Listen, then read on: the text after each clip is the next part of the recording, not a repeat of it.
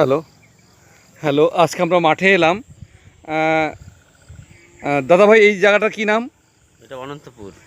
অনন্তপুর, গাংনাপুর অনন্তপুর। দাদা ভাই, আপনার নামটা? নির্মল বিশ্বাস। নির্মল বিশ্বাস। মিস্টার বিশ্বাসবাবু, আপনি আমাদের এই প্রোডাক্টটি কবার ব্যবহার করেছেন এই জমিতে? দুবার ব্যবহার করেছি। দুবার ব্যবহার করেছেন তো? দেখুন, এই জমিটা একবার বলেছিলেন কি বসে গেছে নাকি? হ্যাঁ, ধানটা একদম হবে না এরকম বসে গেছিল, এরকম হয়ে গেছে। আচ্ছা আচ্ছা, ধানটা হবে না বসে গেছিলো, তারপর ধানটা দুবার দেওয়ার পরে খুব ভালো রেজাল্ট। খুব ভালো রেজাল্ট। দেখুন, আপনার ধান অলরেডি বেরিয়ে গেছে। ধানগুলো দেখুন, ধানের যে গোছ আছে, মানে যেটাকে আমরা পাশকলি বলি, সেই পাশকলিগুলো 70খানা আছে। পাশকলিগুলো 60 থেকে 70খানা আছে এক একটা পাশকলি। এবং আপনারা শুধু ধানগুলো দেখুন,